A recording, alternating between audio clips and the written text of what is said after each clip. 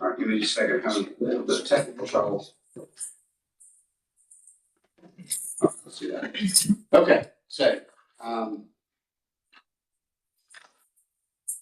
any other housekeeping before we pivot into opening statements? Not from the state on the fence. No, sir. All right, y'all ready to go? Yes. Yes, Okay, all right, so, as you all both know me really well, but just obviously, it's always better to say it out loud, which is that there's no jury present, so if anybody needs a break for any reason at any time, just simply wave at me and we will take it. And we'll just pause and we'll come back into session. So if anybody needs it, just let me know, and that goes for everybody. There's no jury here. So if we need a break, just let me know. If you need a break, talk to your people or whatever, let me know. With that said, it's 9:43. Is it reasonable for me to think we could finish this before lunch, or I need to, we're just planning? depending. Okay, depending. Does that sound somewhat reasonable, Mr. Kendall? Yes, sir. Okay, I'm gonna go with lunch as the goal here. Donna, do you need anything else? Signature on my, all right, running through my head. Okay, well then, I'd love to hear an opening statement. Again, I know very little about this case. I know that it is and of course, I'm not supposed to know a lot, but I know that, this morning I knew before today that it had something to do with the post office, and that was about all I knew. So Ms. Sexton, if you don't mind filling me in with your opening statement as to what you think the evidence will show, and then I'll hear from Mr. Kendall, and then we'll jump in. Yes, Your Honor. So, Your Honor, we're here today because Ms. Johnson has chosen to try her case in front of you rather than a jury. And she has chosen to exercise that right on her simple assault charge. My goal is to be direct, brief, and to the point. This case is a misdemeanor case for simple assault. The facts are very simple. The evidence will show that the defendant, Ms. Johnson, placed her hands on the victim's neck and stated, "I could just choke you." In the alternative, she made a gesture which was close enough to the victim's neck, to make the victim fear for her personal safety and be apprehensive of an injury. This incident occurred at the Griffin Post Office, which is located in Spalding County, Georgia. And she is charged with simple assault, and you, Your Honor, are here to decide whether she committed that offense beyond a reasonable doubt. I believe the evidence will show, the undisputed evidence will show that a gesture made by a superior to an employee who reports to her that she approached the employee after a difficult day, and the evidence will show that the day was riddled with experiences for the victim, which would cause her to be anxious. And then at the end of the day, Ms. Johnson, it is undisputed that Ms. Johnson approached the victim, put her hands close to the victim, and uttered the words, "I could just choke you." The only issue in this case is whether or not it would be reasonable for the victim to fear for her safety under those circumstances. The evidence will show that she was working in a hostile work environment, that this was one of many things that had been done to her, with her along the way, regarding leave of absences, times off, lunch breaks, any and everything that occurs during a normal workday. And this was the culmination of a situation where a superior intimidated and caused apprehension for personal injury for the victim. That is what I anticipate the evidence will show. Thank you, Ms. Sexton. All right, Mr. Kendall. Good morning, Your Honor. My name is Michael Kendall, and I represent Miss Fenetra Johnson here in this particular matter. And Your Honor, in my opening, I would like to point out that in the accusation that I received, it states that Miss Kenya Gooden had a reasonable apprehension of immediately receiving a violent injury. I haven't heard anything about it was a hostile work environment. I had heard that she was accused of, Miss Johnson was creating a hostile working environment. I had not seen anything, but Miss Johnson has been accused of causing personal injury, as the state just alleged. So all of these statements that Ms. Sexton just made, I haven't been apprised of any of that by way of any kind of formal accusation. My accusation that I have says that Ms. Gooden had a reasonable apprehension that she was about to immediately receive a violent injury, not a personal injury, not a hostile work environment, but a violent injury. It's our contention, Your Honor, that there's more than one thing that she has to prove today. The state has to prove in an assault case that not only did Ms. Gooden have a reasonable apprehension of receiving a violent injury, but she also has to prove that Ms. Johnson had the necessary intent to cause a violent injury to Ms. Gooden. It's my understanding, all criminal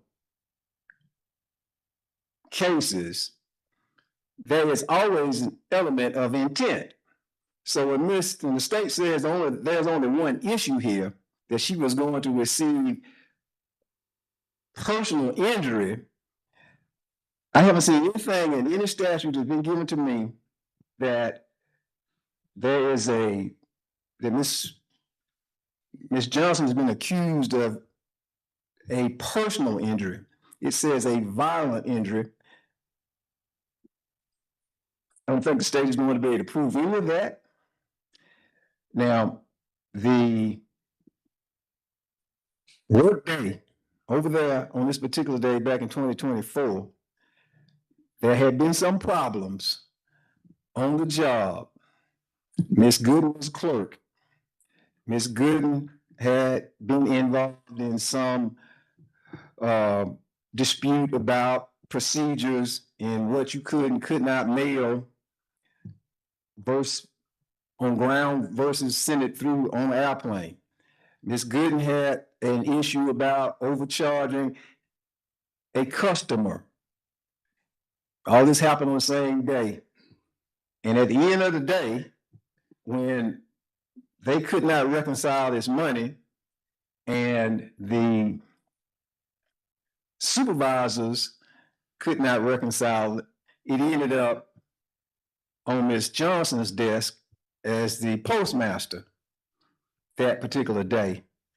And in an effort to try to calm down this situation, because it already had been some altercations that particular day between Miss Gooden and one of the other clerks, Miss Johnson tried to intercede at the end of the day to try to basically calm the waters.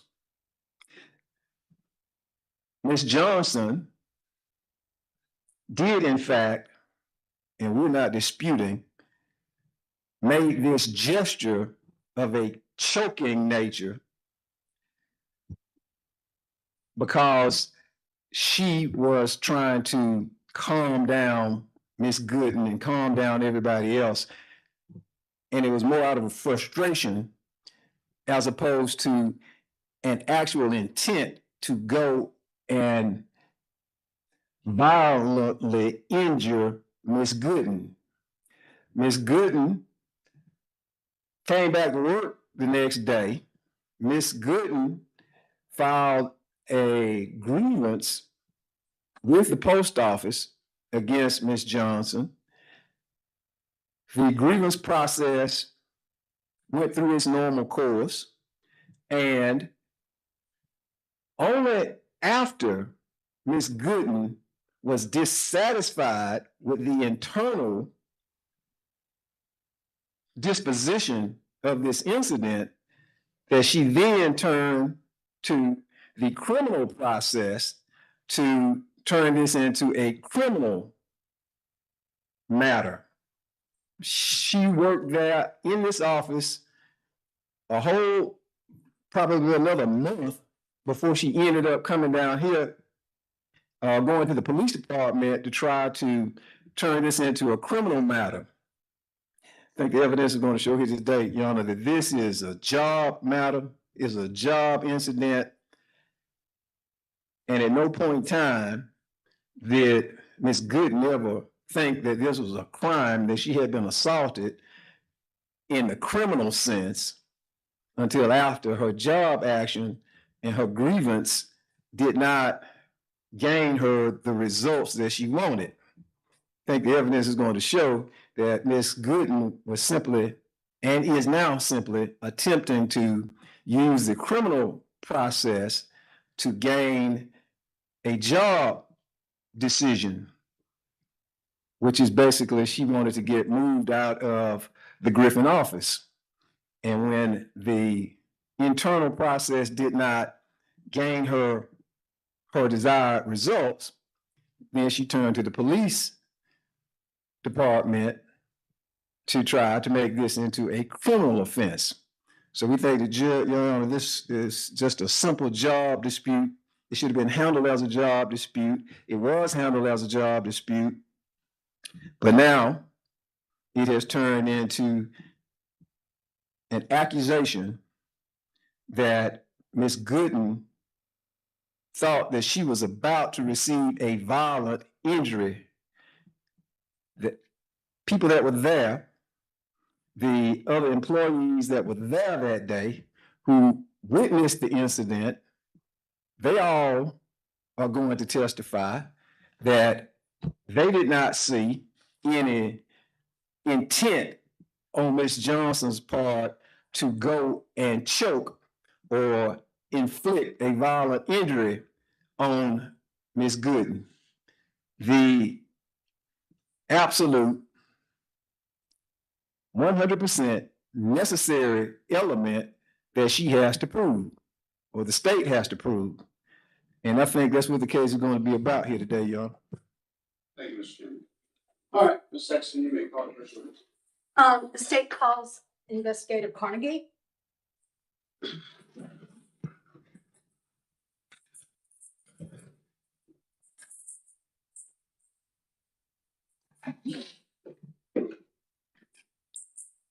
Can you raise your right hand?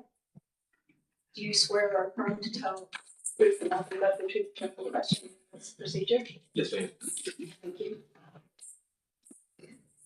See, pull that mic up close and the green light's on, so we should be good. I'm a little unfamiliar with this. Can I walk that way or would you rather I stay here? If you're going to approach him, I'd rather you stay there. Other than that, you're welcome to use the podium, or as long as Donna can hear you and I can hear you and Mr. Kendall can hear you, that's what truly matters. I think I'll probably go to the podium. Yeah. Mr. Carnegie, can you give me, Officer Carnegie, can you give me your background as an investigator? I currently work in the investigation with the Griffin Police Department. I think witness needs to be sworn. He's sworn. I just did. Oh, I missed that. I marked it. We're good. Okay. So, all right, go ahead. I'm Investigator Carnegie. I work with the Griffin Police Department, Criminal Investigation Division. I've been in investigations, if I'm not mistaken, since 2022. Doing that course, basically my job title is to conduct criminal investigations, cases that come to my desk. You need like any deeper level in that? Can you give me background as to your training in this field? I believe right now in total, I may have over 1,200 hours of total training throughout my career. I've been policing for about 9-10 years, coming up somewhere around there. Came to Griffin Police Department in 2019, transferred there from Atlanta Police Department, where I was a road officer up in Atlanta. And were you present during an investigation which occurred on 9/25 regarding the incident that we're here to discuss, a alleged, a situation involving Ms. Gooden and Ms. Johnson. Were you called to investigate that? I wouldn't say called out. She came to the police department and wanted to file a report. So, as investigator, I took the report. Okay, and was anyone other than the witnesses present during the investigation?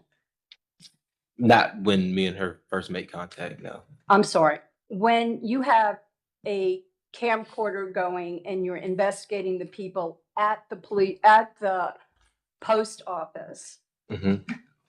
was there any post office official present while you were investigating that?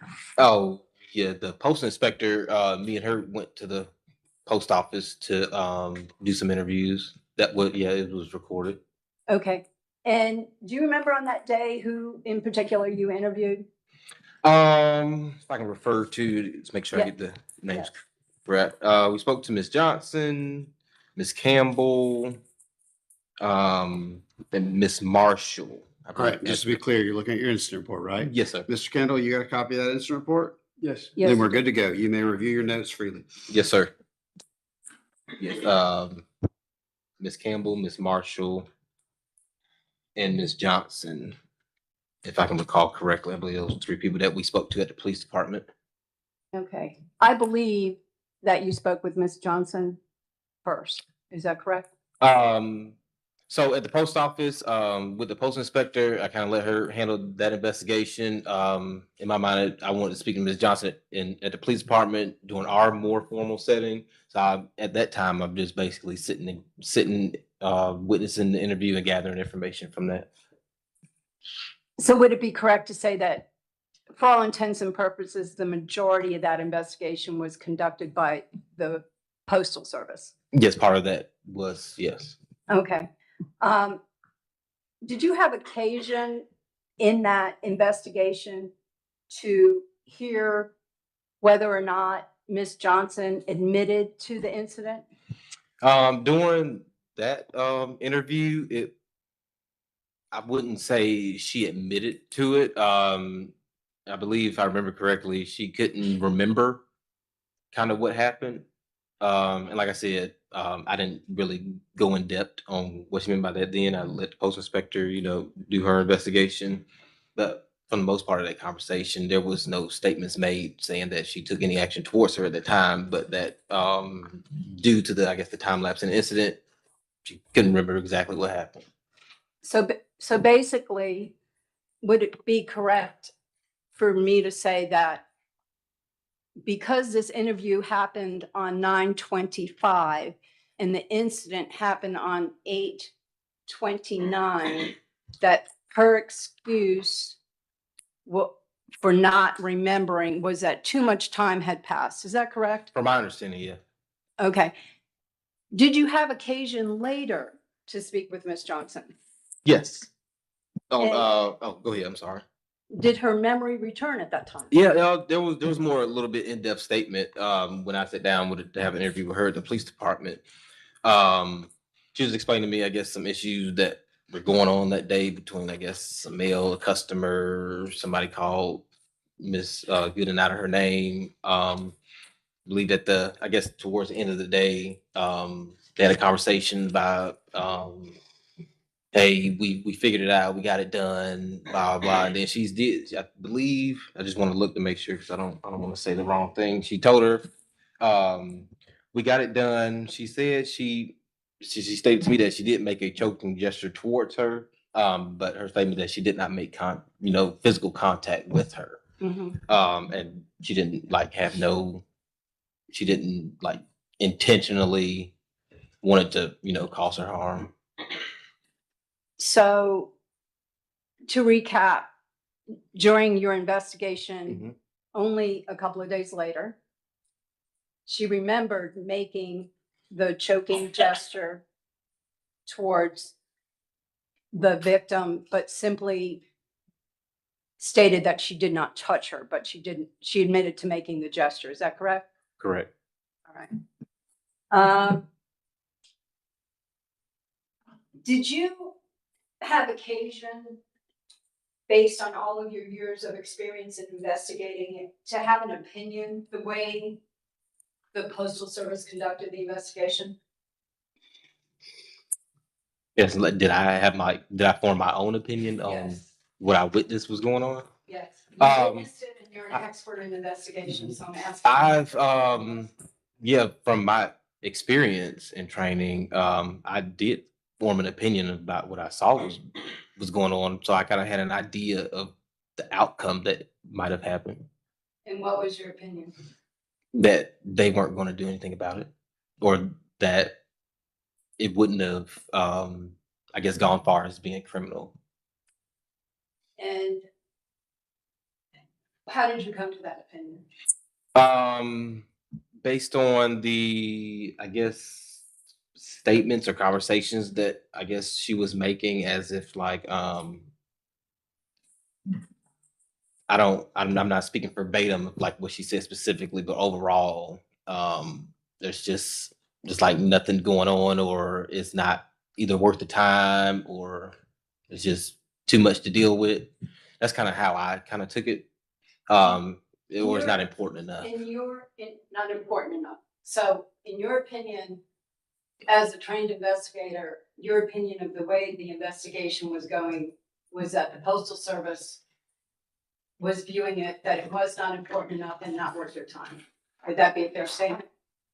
Yes, based on what was being told to me and what I saw, that was my opinion. And therefore, nothing would change based on, in your opinion, there was no indication that any action would be taken by the Postal Service. Correct. When the victim came to you, did she come to you because she wanted to make a big deal of this, or she was exaggerating, or anything like that? What was the atmosphere based on your years of training that she was coming to you, and why was she coming to you? So basically, when I have cases like this, there's a lot of time lapse come. That is a question that comes up of why did you wait so long to call the police, or what's going on? She pretty much answered that question. She said like I said, she tried to go through a union rep. She, I guess, contacted. There's some other people, postal inspectors, tried to get to handle it internally, or within the job. And she told me basically, like the other people that were involved that may have been witness or seen it happen are now not saying anything anymore, or everybody's kind of turned their back. And so basically, she felt her only option was to come make her police report. Okay. And in your opinion, when you spoke with her, did her statements match up with most of the investigation or timeliness of the investigation that you were doing with the Postal Service?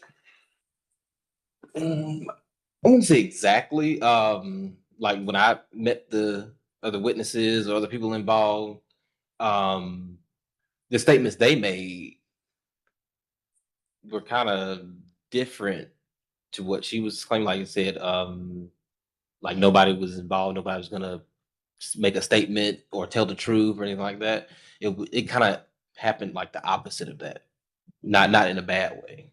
Okay. But I was expecting to get like some resistance, or nobody, nothing, nobody has no statements to make or anything like that. But it kind of unfolded differently. Okay. And based on your investigation with the Postal Service, and based on your interview with Ms. Johnson, and based on your interview with the victim, what was your recommendation to how it should be handled based on your years of experience? Based on my recommendation, and a lot of that had to do with the information that was gathered from the witnesses to that incident, established the probable cause for the assault based on written statements from the victim, statements from the witnesses, And the same statements that were made to the post inspector as well, as long as with Johnson's statements. So there would be probable cause to feel that she was in apprehension of a violent injury. Correct. That's all I have, Your Honor. All right, Ms. Kendall, floor is yours. Good morning, Officer Carnegie. How you doing this morning? Good morning. I'm a little confused about this time frame thing now. When did you first interview? What date was that? Interview Miss Johnson. Miss And the Johnson. people when you went to the post office with the postal inspector. I went to the post office with the postal inspector on the 23rd, and So then if- I interviewed Miss Johnson on October 3rd. Okay. So were you aware that about the internal grievance that Miss Gooden had filed? Yeah, I was aware she filed something with the union. Okay. Mhm. Well, you were aware of what happened in the grievance As in, can you be more in specific? terms of what resolution was made by the internal folks on Miss Gooden's I'm not- resolution, I mean, Mhm. on her grievance? Mhm. I'm not sure the resolution or outcome of the post office or how that works. I'm not sure of their conclusion. So, but when you said they didn't do anything and nothing was going to be done, Mhm. that's what I'm asking you. Do you know what they did? At the time, Yes. the report being made, Right. that's the only information I had to go on. Now, as time went on, or I guess after that, after this investigation, after the proper cause has been met, I'm not sure where they were at in the investigation. Well, when you say, I don't think anything was going to happen and I don't think the post office was going to do anything about it, and that was my opinion from all of it, Mhm. do you have any knowledge of what they did? Put Only, your hand down for a second. I'm sorry. I said, just take your hand down from your Yes, mouth. sir. Okay. So based on when I went with the postal inspector, based on what she was saying and the interviews that she was conducting, like I said, she asked me. That's just my opinion. I don't know what she went back to her office to do after that, but basically, what me and her were conversing, that it made it pretty clear that nothing was going to come of it. So did Ms. Gooden tell you that the resolution of the grievance was that they had to go take some training and stuff? I don't recall that You information. didn't know any of that?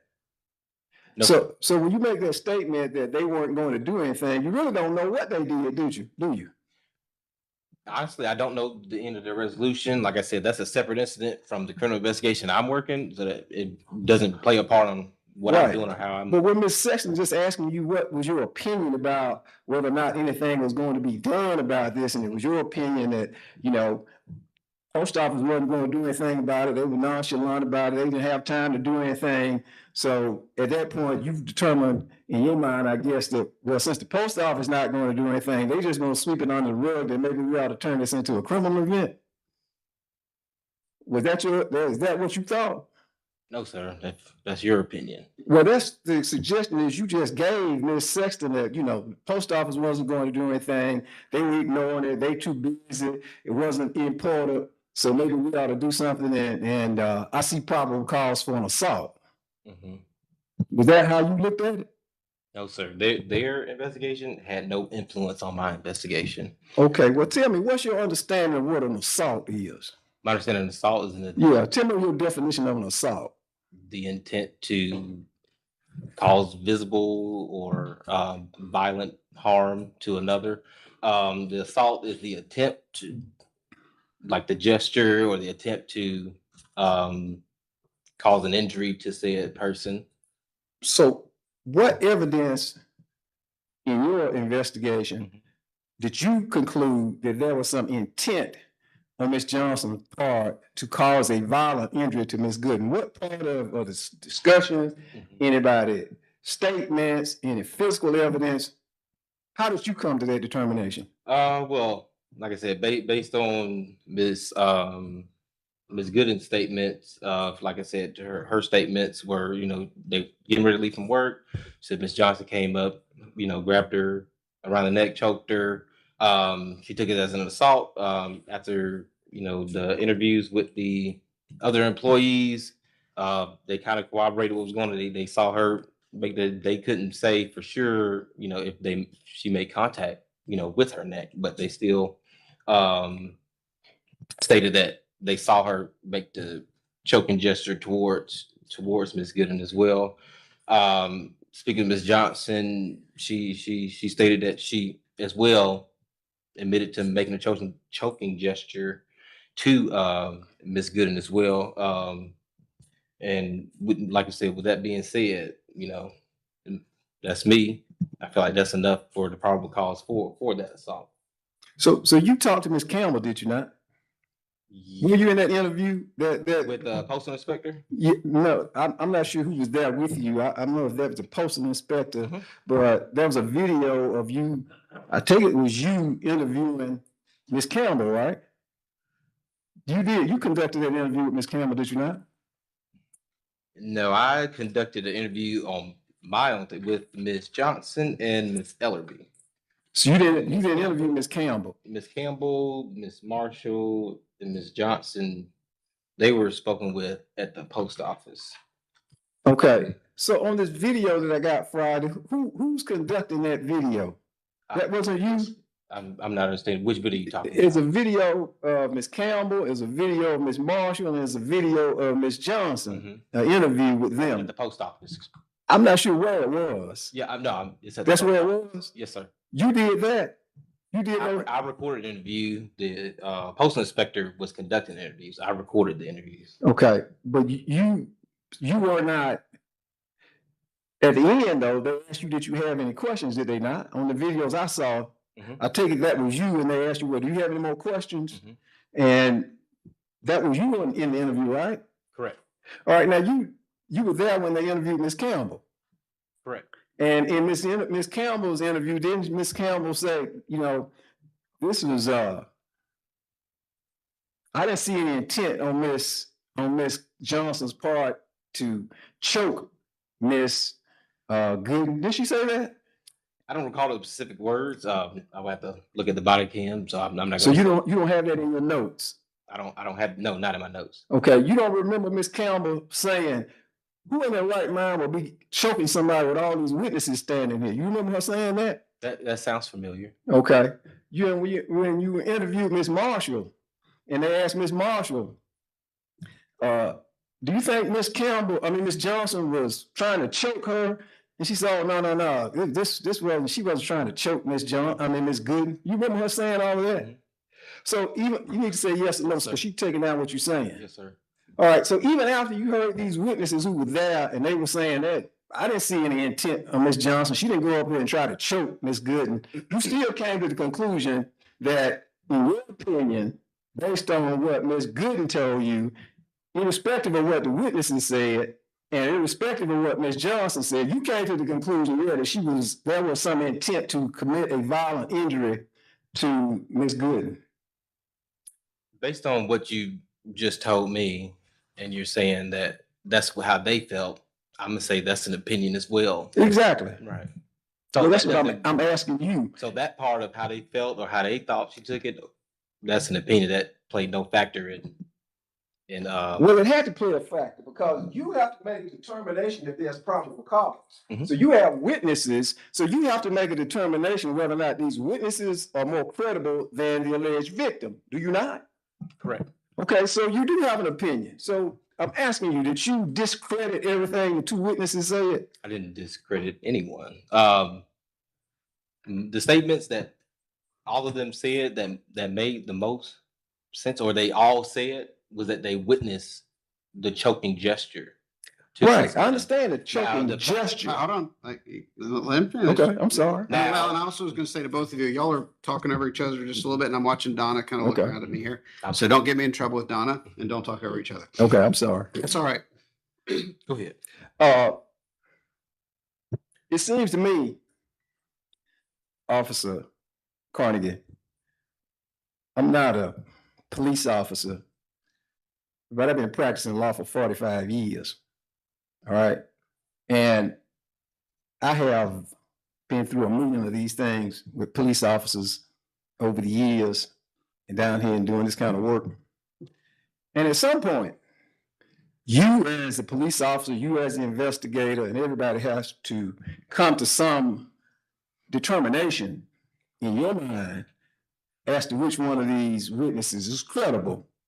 Because as you always know, there's always two sides, one side, your side, their side, and probably 3 or 4 more sides, depending on how many people you talk to. So in this particular incident, I just want you to just answer this question for me.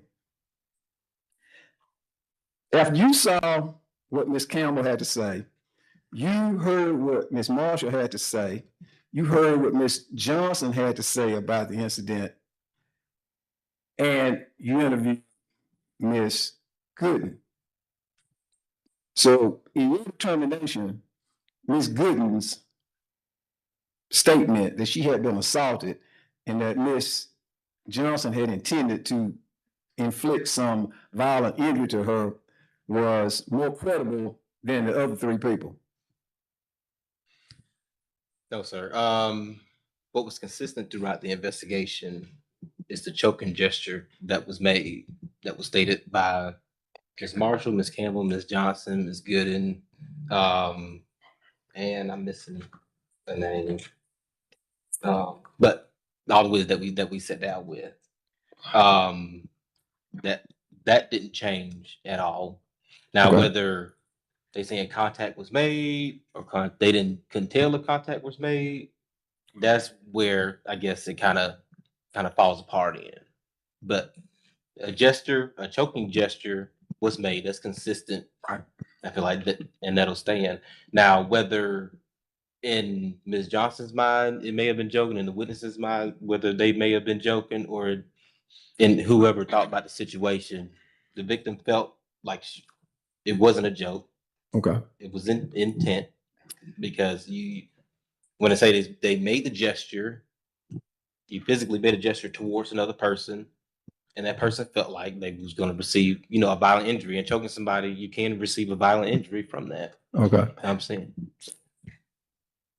So you recognize that this incident happened in August. By the time you ended up interviewing them, it was 30, maybe almost a month later, right? Yes, sir. Did you ever ask Miss Gooden what happened in the intervening 20, 30 days, whether or not she went back to work, whether or not any other incidents happened, whether she was afraid to go back and be around Miss Johnson? Yes, I believe took some time off, if I'm not mistaken. Ended up eventually going back to work. I believe with the idea and the intent that she may have been moved to another location, or some resolution was going to come of that. I remember she was telling me that they were both still there. She was feeling uncomfortable, after everything that happened. I guess there may have been some workplace drama that I don't know about or been underlying since this case had been made, but I'm not aware specifically on what's that's going on. But that's to answer your question. Nothing else happened though. No other incidents. There were no other threats or anything between the time As far as this like incident and time you interviewed them. No, not that I that came to me. No Okay. information like that of any other criminal activity. Thank you. I have a couple of redirects. All right, redirect, floor is yours. So Mr. Kendall was talking to you about making an expert decision regarding about credible witnesses, all right? Mhm. So did the victim, Ms. Good, did she ever talk to you and change her story? Did she ever say anything inconsistent during the time you spoke to them? No, All right, were all of her statements consistent? that's correct. The statements made by Ms. Johnson, in which she originally denied this gesture, was that statement later changed? Yes. All right. So in your years of investigation, does that make her the most credible person that you're dealing with? No. All right. And one other thing. You were asked about how did you know that nothing else was done by the post office? How did you know that there were no other actions? That actually wasn't the question that I asked you. I asked you, there are 3 recorded incidents, almost all of which are in excess of 20 minutes each for each person. There was probably some sort of preamble before you got there, some sort of discussion afterwards, but I don't know about that particular. But for an hour, you were able to view the post office representative and how they were viewing this case. That is what I was asking you the question about. And again, the statement is, how did the post office view this case? That, Based on your probably hour and a half of experience Mhm. of exposure to the line of questioning, to the questioning beforehand and the discussion afterwards.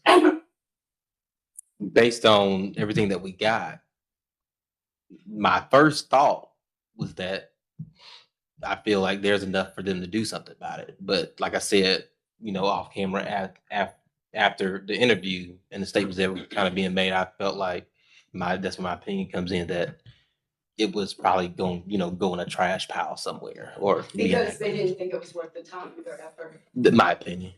Thank you. All right, recross. No, sir. All right, you may return to your seat. Yes, sir.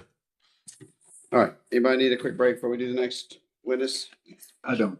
All right, Good. just want to make sure everybody has the right to pull the emergency break in here. Again, there's no jury. It gives us a little more flexibility. Ms. Sexton, are you ready to call your next witness? Ken, Ms. Good is good. Yeah, I was about to say, that's why I offer. So, all right, quick break, everybody. So 5 minutes, everybody stretch your legs, go to the restroom, and then we'll get started as soon as everybody's back in their seats.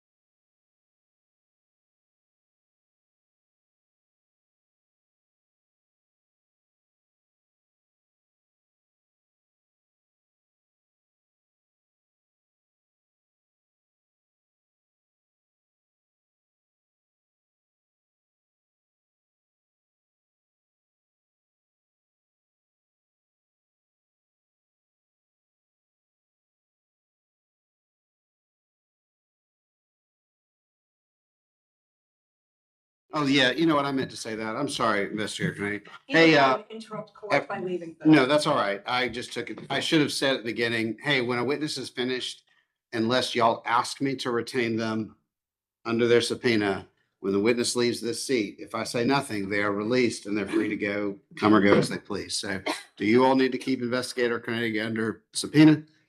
No, Your Honor. Okay, if we release him? Yes. All right, you're free to go or stay as you please.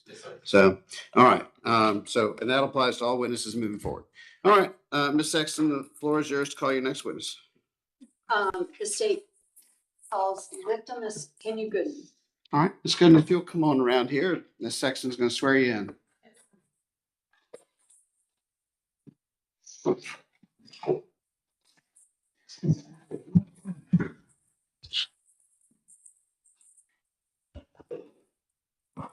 Ms. Gooden, Yes,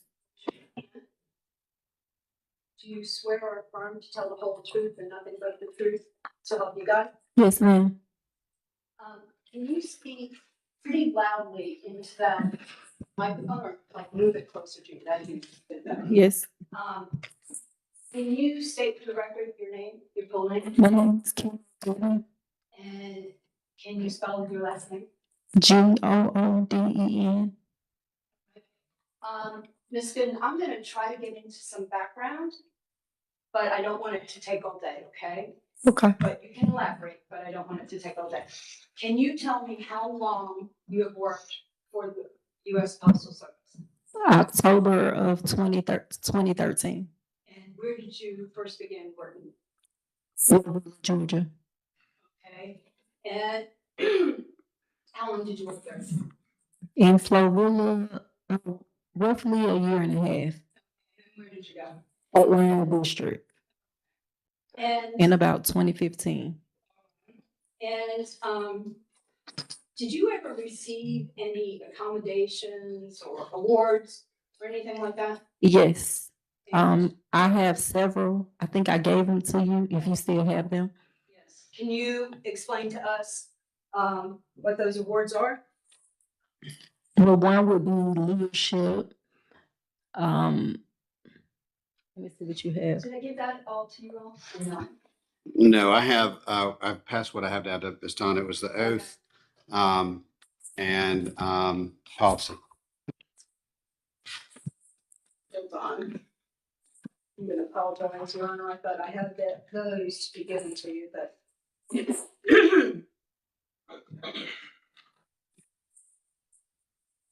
Well, Let's just talk about them for a while and then we'll.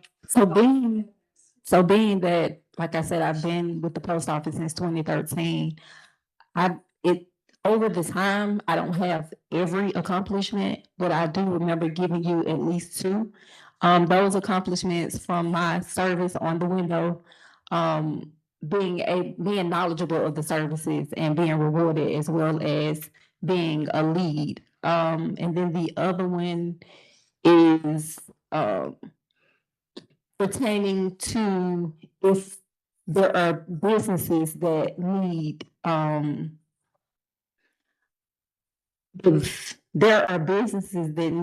accommodations for mailing, and just outlook on like how many people that I was able to get that information to, and well, they use my name for that. All right, and can you tell me how you happened to come to the Griffin post office? Well, I was accessed from Kennesaw, Georgia in roughly like May or so, April. Can you explain to the court why? Well, I had only been to Kennesaw for about 2 years, and the post office are closing, well, not closing, or combining locations. And when you have the least seniority at that particular station, you have to be accessed to accommodate the seniority clerks within that bargaining unit. Okay, so how much time did you have once you were put on notice about to try to relocate? Maybe 2 months or so, maybe 2 months or so. Okay, And can you describe to me the efforts that you made to relocate? Well, the HR gives you a list of jobs to apply for. It was only three, being that I live in Atlanta, Georgia. One was in Flowery Branch, and they all were really far. And Griffin was the closest one, within a 50-mile radius. And did you have occasion to personally, I'm gonna give these to you.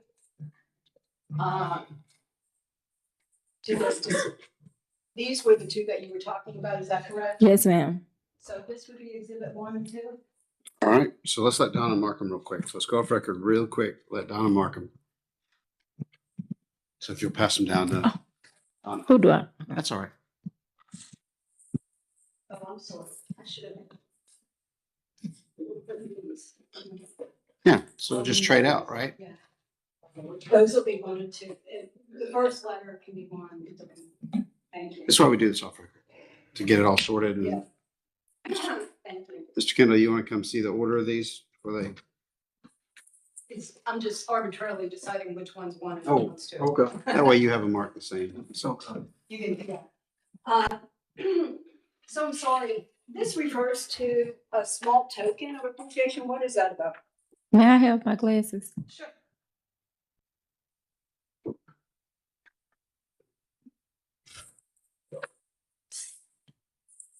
I spoke about being a quality lead. Did you guys want me to read it or? Just give us a gist. You don't have to read it. Everyone has the copy of it. Well, like I stated before, pretty much this particular one is regarding me,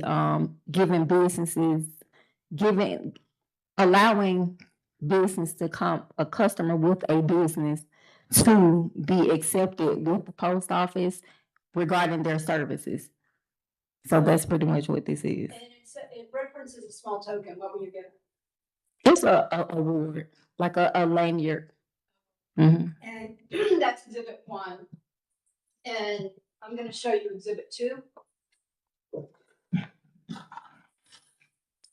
And can you just very briefly discuss what that was about, even though you talked about it before? With the leads, this was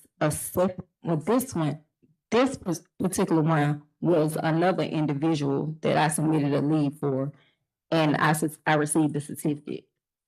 So basically, would it be fair to say this has to do with helping the post office with businesses? Correct, All right, so you as well as being knowledgeable about the services. right? And I interrupted you when we were talking about going to Griffin. Can you explain to me the process of deciding where you were gonna go once you've been accessed from Atlanta? So like I only had 3 choices.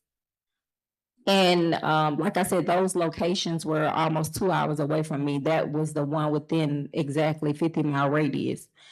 And once you apply for the position, do you want me to elaborate? Yes. You have about 20 something days to, if you don't want to go to that position, you have about 20 days to unsubmit your submission, basically. So what efforts did you go to ensure that Griffin would be the place that you would want to go? Well, I did reach out to the Griffin office. I didn't get I didn't get a chance to speak with anyone, so I actually came to the Griffin's office.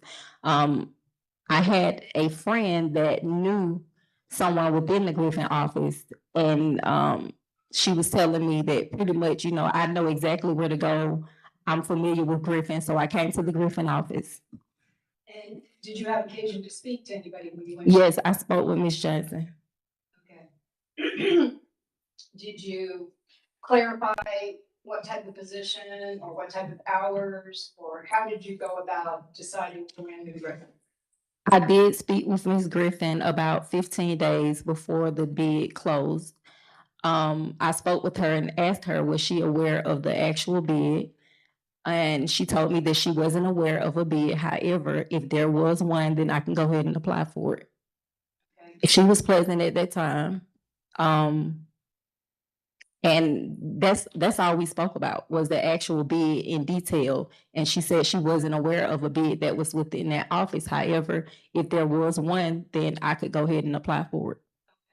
And you did apply for it? And I did. Well, I had already applied for it, but the reason for me going is so that if I wasn't comfortable with the hours that was on the online portal, then I could withdraw from them.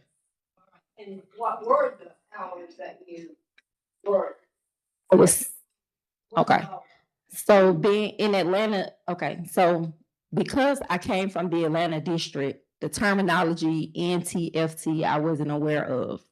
However, if it was in position where your schedule would change, then it should not have had actual hours on the form. But the hours were 7 to 4. And after leaving, I sent an email to her stating like, thank you for your visit on today. I wanted to let you know that I did accept the hours from 7 to 4. All right. And then let's skip ahead to starting at the office and your days beginning in Griffin. About what day? So I started June 1st, and on August the 29th, 2024, which was almost not even a full 3 months, I was assaulted by Ms. Johnson. So I probably was there maybe 2 months, in attendance every day on time. Okay, and did you ever receive evaluations for your work at Griffin? Well, over my performance on the window, yes. I think I gave you 2. Yes. Where unexpectedly the supervisor or the managers will come up and oversee your transaction with different customers. So on that particular sheet is 4 different it should be 3 or 4 different transactions. So I'm going to hand you what we are going to call Exhibit 3.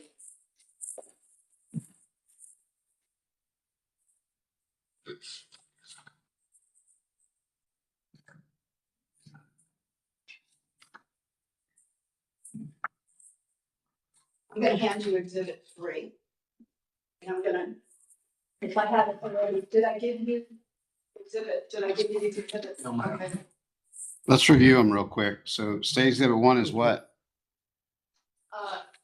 The date on 03 is. That's 3. That's the review? There are 2 separate reviews. 3 is going to be the 7.5 review. Okay. Can you go over the 7.5 review? Hold on, I'm a little bummed. No, I'm messed up. This is not your fault. This is my fault. State's exhibit 1 was what? I think I've got them out. One of the letters of accommodation. And then 2 was the other letter of, okay. Like And a so- certificate. so- Second one was a certificate. That's fine. So 3 is the job review from 7.5 and 4 will be a job review from another date. 7.15. Okay, we're good to go.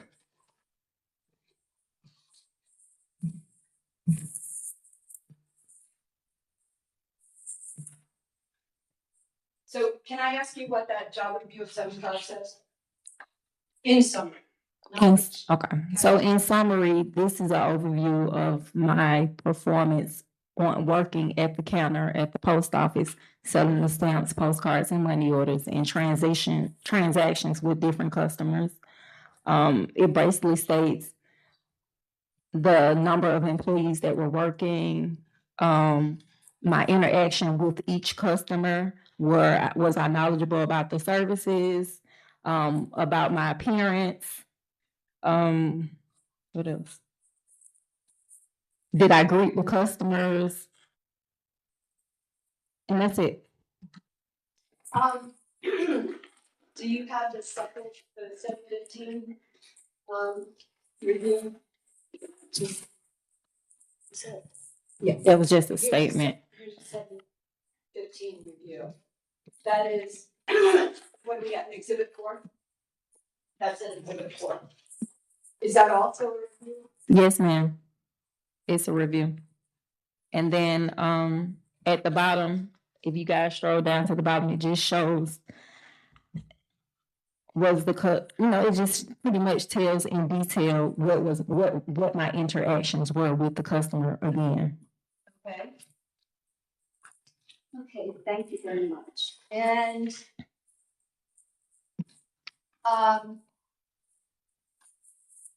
can you explain with detail what was occurring while you were employed at the Griffin Police Department prior to 8/29?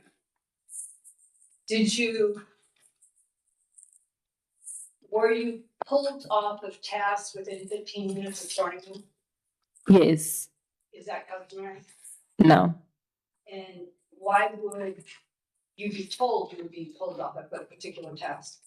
Sometimes, things were just taken out of my hand, just say, you're done here, go ahead and go elsewhere. I don't need you here anymore.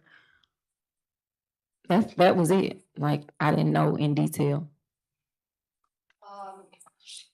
Were you treated by management in any way differently than other people were treated by management? Yes, I was singled out, correct. Can you give me, not how you felt, but concrete examples of what you believed was management singling you out? I can remember working on the workroom floor, actually sorting packages. And Miss Johnson came over that particular day. And from the morning, so anytime you come in, if professionals say good morning or what have you, and she looked in my box and she looked up and she rolled her eyes at me and I continued to working. I can remember working on the window, and regarding the perfume statement, I know we haven't gotten that far yet. So do you want me to elaborate with that? Okay. Before the I can remember not getting my leave slips approved and others were getting theirs approved that had lower seniority than myself. We have postal support employees and they don't have more seniority than a regular clerk. And I can remember this particular individual, she's not here, so I don't want to state her name. She's on the actual schedule that I have, getting holidays off, and my particular leave was disapproved. Let's talk about the work environment before 8/29. Were you friends with your coworkers? I was not friends. It was always professional. The union rep, Miss Marshall, we did have conversations while working. But no, I was not friends. I didn't go anywhere with anyone after work or anything. Did you ever joke around with anyone at work? No, Did you ever, other than the union rep, did you ever talk about your personal circumstances? no. Did you, Well, the young lady that was there that's no longer there, with her, I did, but she's no longer there. It was only one person, but like I said, and that was roughly in late July, starting in August, not when I first got there. so this was not an atmosphere of, No, it was very hostile, unprofessional. I dreaded to go in every single day. did you file a grievance before this occurred? I did on 8/15. Okay. Can you tell me the gist of that agreement? Well, you just spoke on, my test and how I was singled out and different things that would happen on the workroom floor. And I think I gave you something, I'm not for sure, but I printed something out from the actual, the postal website. It's a EEO, and it was a submission from me speaking about Miss Johnson herself and this, Miss Nikki Campbell that's not here right now, but I did see her.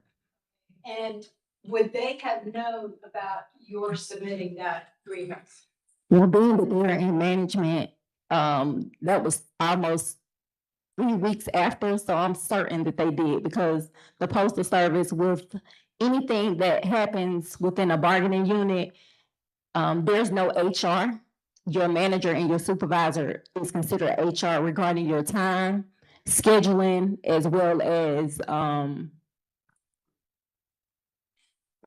what else? Just they're in control of everything in concern of your time, management, what else? Just everything. The only thing that HR helps with would be benefits. You were not happy when you figured out that the job position that you had been given was a flex time position, is that correct? I was not.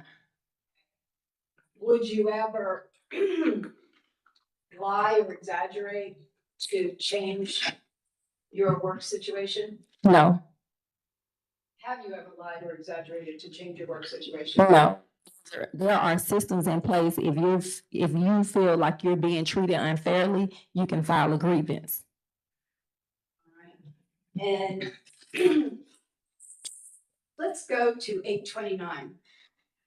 Let's talk about 8/29. That was a Thursday, is that correct? Correct. Was that your normal day to work? It was a normal day to work.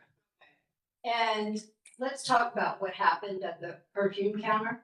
Can you describe to me, unless there's something before that that's pertinent, let's describe what It's happened. not. The counter with the perfume, not the perfume counter, I apologize. So, I was working on the window. I was assisting a customer. The customer wanted to mail a full bottle of perfume.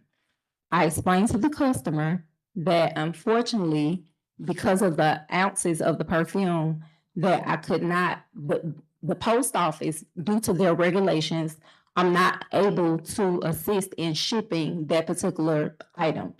The box was closed. I asked her to open. She showed me exactly what it is she wanted to mail. My coworker, Mr. Blakely, interrupted and told me like, hey, she can mail this or what have you. I didn't go back and forth with him at all. I told the customer, I remained professional. Ma'am, I'm sorry, unfortunately, if you're not sure, if you don't feel comfortable what I'm telling you, I will go get a supervisor. So I stepped away from the window, went to go get a supervisor. So you initiated, excuse me, you initiated bringing a supervisor. Supervisor didn't come over because it was a ruckus. Correct. Explain to me what happened when the supervisor came over. So I walked away from the window. Like I said, I look for a supervisor. Let's go back. Regarding the perfume situation, when I walked from the counter, Miss Sharika Elderly, she came, she was a supervisor. And Mark was kind of fussy about the situation. So Miss Sharika was talking to Mark to tell him to calm down. I was called out my name from Mark. However, Miss Sharika overlooked the transaction and said, hey, Mark, it's fine. You can go ahead and mail it. That was it. Okay. And what happened after that? What happened after that, the customer that I had right after Mark was telling me I could mail the perfume, that particular young lady, she stepped up and she wanted a money order as well as I think a roll of stamps. And she had given me cash as well as the card. I mistakenly took everything off the particular cart and took the money as well. So what happened was there was an overage when I got ready to come down, the customer had left. So there was an overage that I was aware of. The system was asking me, hey, this is the amount that you have to send to the bank. I knew that I had an overage, so therefore I went to go get another super management opinion about the situation. Basically, I wanted them to record the incident and pretty much take the money. I didn't want to put that money in my drawer knowing that I had an overage. Okay, so was it you who called attention to the overage? Correct. And you noticed the overage how? Because the system was asking me for a certain dollar amount. And what was that overage about? It was about $1,150. And so that's a significant amount of money. Correct. And I wanted to be held, properly. So, and I also wanted to reach out to the help desk to record, for them to record that incident as well, but no one wanted to do so. So when you say reach out to the help desk, is that like a more central? Correct. Anytime there are discrepancies on the window, you reach out to the help desk, and they pretty much give you an incident number about whatever the issue is that you're having on the RS terminal. Are you reaching out to the help desk and reaching out to the supervisor to protect yourself as well as to preserve the extra money? Correct. And you would be doing that because you don't want anyone to think that anything. Correct. Correct. Because I've already had been singled out, so I just wanted to make sure that I had recorded everything and everything was done properly. Okay. And again, this was you initiating contact. Correct. Okay. And then tell me what happened. What happened after that was I stepped away. I saw Miss Johnson and another supervisor walking. And What was the other supervisor's name? Do you recall? this was Tamiko, but she's not here today. But I did ask for Sharika. Sharika came back. And she oversee everything, and she didn't know what to do. So then I went back and saw Miss Johnson walking, and I said, Miss Johnson, I need your assistance, please. And she stated, you don't need my assistance. That's why I have supervisors in place. However, she paused, but then she came around to the window to oversee, pretty much what I was asking of her. And what was that process? What do you have to do? Well, I stated to her, Miss Johnson, there's an overage. The system is telling me this is what the system is asking me. This is what I have, and I would like for you to take the money, count it, and put it up. Okay. And is that what happened? It is what happened. She came and she oversee the transaction. However, she was kind of loud on the window when she stated, it's almost if I didn't know what I was doing. It was discouraging in front of customers. However, she did record the money, and that was it. Can you describe the incident in question, the reason we're all here today to talk about? Okay, so after the money was recorded, Miss Johnson was already towards the entrance way for me to leave. So when I walked past her, I stated, Miss Johnson, I feel as though, and she was standing right next to Sharika Elderblue. They were both standing next to each other. And Miss Johnson, I was pretty much trying to say that I feel as though, because of the backlash that I pretty much got, like almost I don't know what I'm doing. I was trying to tell her like, hey, let's talk. Basically, ever since I've been here, I feel as though, and then she stopped me and said, and so does Mark. I don't know what that means, but that's what she said. Then she came in front of me. She placed her hands together, and then she placed them around my neck and said, I could just choke you. And that was it. I stood there for a second. I didn't say anything. And that was it. And I left out. I did say I'm done. I stated that. So with your honor's permission, I'm gonna ask the victim to come towards me and just show me exactly what she's talking about. All right, you may step down from the.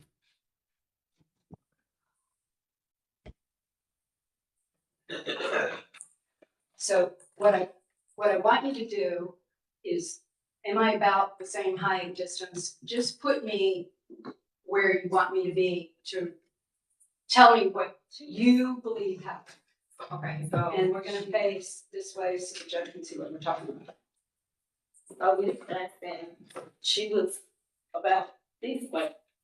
And then she, like I said, I stated to her. So you don't have a mic, so be loud.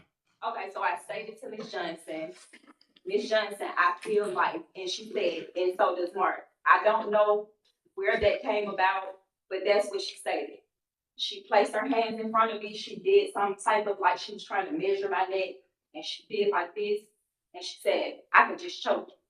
And that was it. She placed her hand down. And I said, I'm done. I was frustrated. It was unwanted. I felt threatened because of everything else that transpired before that. So, and I left. I left out. I sat in my car for a second. Tears. Just didn't know what to do. Okay, we're gonna go back to the witness stand.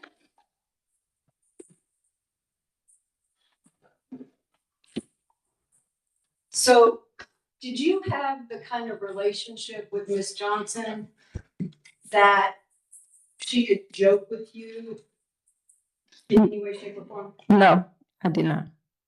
Was she your superior? Yes, she was the officer in charge. And whether or not you stayed employed there, your hours, everything was dependent on her discretion, is that correct? Yes. I'm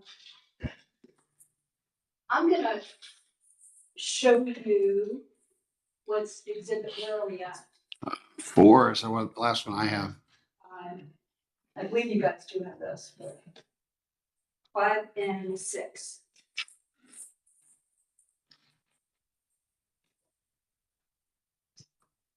Do you guys have this? Yes. So I'm showing you exhibit 5. Can you tell me what this is? This is code of conduct regarding the union of the post office. Where can that be found? This particular one, it was within the union office. That's a updated version, the other one that you have. Now. But the code of conduct is in every office. So what you're saying is that particular way the letter. It's an older version, right? That was in the Union Hall. Correct. Is a version of that hanging in every post office? No, not this particular one. Okay. So it's only in the Union Hall? Yes, this is where I got it from. Can you explain to me, what part of that code of conduct you believe, applies to your situation? Any and all? Harassment, unwanted, well, it says unwanted, including unwelcome sexual attention, but it wasn't sexual, so I would say unwelcome, any unwelcome, inappropriate physical contact. And Or insulting behavior, bullying, intimidating, or threatening anyone. And I'm giving you the state's exhibit 6. And can you tell me what that is? This is a zero tolerance policy.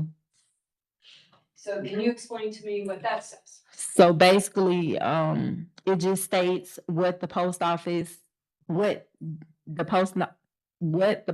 does not tolerate, and the actions that will be taken if they were violated. And is there anything in there that applies to you?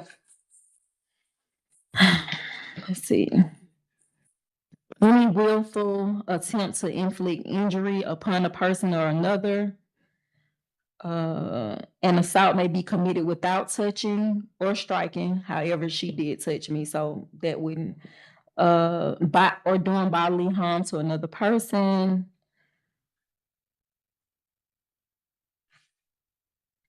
Let's see.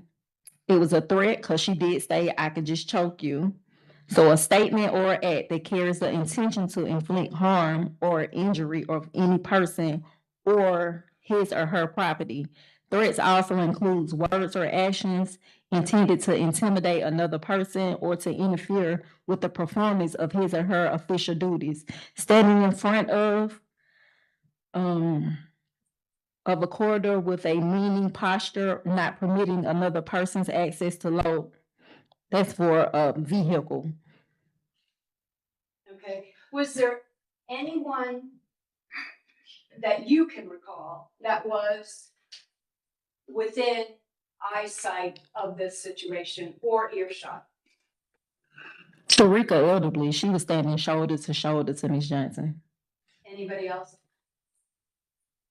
I didn't see anyone. Did you laugh when this happened? No, I did not laugh. Did Miss Johnson laugh? I didn't see her laugh. Did Sharika laugh? I didn't see her laugh. So you did not see or hear anyone laugh about this? No. You were not laughing about this? No. Did you view this as any kind of comforting gesture? No. Okay. What did you do after this happened? After I left the post office, I sat in my car. I cried. While driving, I called my family, my mom, and told her about what happened, and that's pretty much it. Did you ever go to the doctor? I did. I can't, do not tell me what the doctor told you. Did you go to the doctor more than once? Yes, ma'am. How many times did you go to the doctor? Approximately. Maybe within that month of September, maybe 10 times. Are you including? And I have those. Do you have? Okay. Those are not certified medical records, so this is how we're talking about. Okay. Did you go to the pharmacy after you went to the doctor? Yes. Did you fill any prescriptions? Yes. Do you know what they are? The L'Occitane, Losert.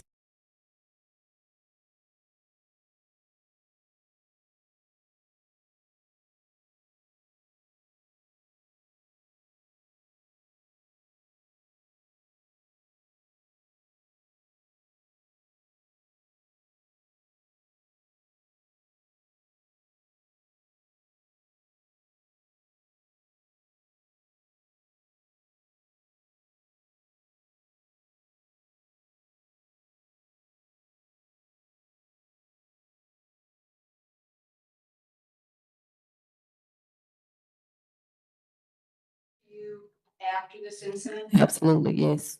The blood pressure medicine was not new to you, but the dosage was new to you. Correct. Was the medication the same and the dosage simply changed? Correct. And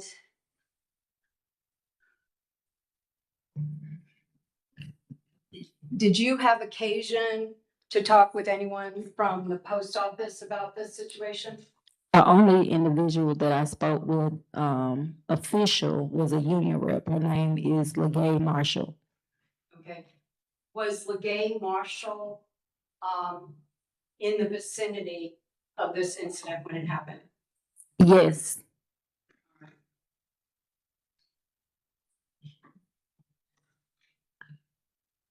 Would it be consistent with what, with where you were standing, where Miss Johnson was standing, et cetera? Or would it be consistent for people to say, I saw the gesture, but I could not see whether or not they touched skin due to the angle I was at? Well, I do remember walking from my station, going out the door. I remember in passing seeing Legay, but I don't actually remember her being right there.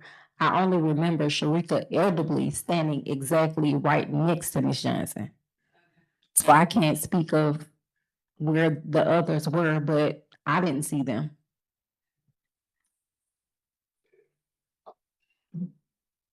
Did you want to go back to the Griffin post office? I did not. But you did go back. Yes, I had no choice. Can you explain to the court what had no choice means? Um, let me see. Starting from, The incident? okay. So, what happened was I had leave, I had annual leave, maybe 3 days, well, vacation time, 3 days after the incident, maybe September the 5th. After that leave, me and Legay was speaking about the office, and I was telling her that, I didn't feel comfortable coming back within the office because of the grievance that I filed. I felt like I would be retaliated against. And Legay was telling me like, hey, Kenya, you'll be fine. You'll stand next to me and you'll work a lot alongside of me. Legay is the union rep. And I did go back within the office for a day, maybe 3 days. And Miss Johnson came within close proximity of me with a pallet jack and a box, like meal. And I didn't feel comfortable about that. And I was upset. I wasn't feeling well. My head was hurting. I left there that day and went back to the doctor. Okay, and then did you stay out of work after that? Yes, the doctor pretty much wanted me to be out of work because of everything that I was experiencing. And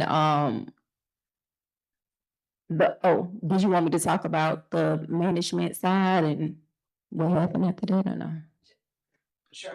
Okay, so what happened after that was Ms. Johnson was supposed to reach out to the threat assessment team. And protocol, management knew of me being out of work because I had given them doctor's note to show that I was out of work. So Ms. Johnson scheduled the threat assessment team to come when I wasn't there. The threat assessment team should have been called, per J. Marshall, the threat assessment team should have been called right before my vacation time because it happened on a holiday. So the 29th, right after that was the 1st of September, which is Labor Day. I was out on leave, but the threat assessment team was supposed to be called immediately. I didn't get notice for a threat assessment team to come out until like late September. The management wanted me to work still back in the office with Ms. Johnson. After that, the threat assessment team was just to come in to see if they felt like I was being threatened or if they felt that I was safe. So that's their purpose of coming into the office. And when the threat assessment team came there, were you there? No, I was out and I was supposed to be notified so that we can meet at a separate location other than the Griffin office. Were you ever notified? Not properly. I did my due diligence to search for that particular individual that was said to be the threat assessment team person. And we end up meeting in like the second week or so in October, like late October. Were you ever moved from Griffin, or was Miss Johnson ever moved from the Griffin office by the postal service?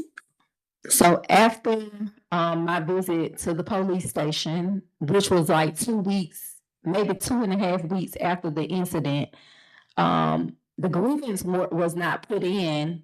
I thought the grievance was put in when I filed the grievance, which was the first week of September. the grievance wasn't put in till September the 16th instead of the first week that it happened.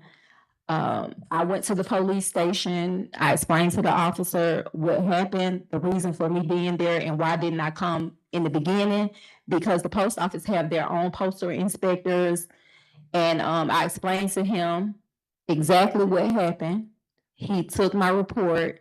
And then, like I said, my doctors didn't want me there because of everything that I was experiencing, because I didn't feel safe going back into the Griffin office. Because of the bond agreement that Ms. Johnson had, it caused us to be separate. So the post office had no choice but to separate us. So therefore, they would let Ms. Johnson remain in that office. And Ms. Johnson was the officer in charge at the time. She was not the postmaster. Her office was the Ellenwood location. That's where she was the postmaster at Ellenwood. The management put me in Ellenwood, which she was still affiliated with that office. She was the officer in charge in Griffin. They kept her in Griffin for almost maybe 13 months, 12 months, 13 months. So I stayed in her old office, well, actively her office, but she was operating in Griffin. Have you ever, other than this incident, have you ever been choked before? No, If I told you that I was being choked, would that be something that would make you afraid? yes, Okay. At the time that this incident happened, were you afraid that you could have been seriously injured? yes,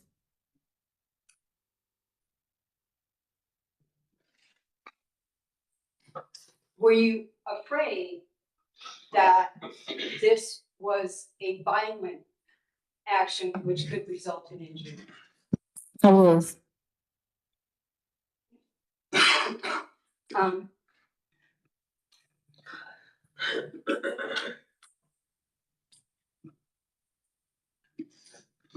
I think that's all I have, Your Honor. All right, Mr. Kendall, floor is yours. Morning, Ms. Gooden.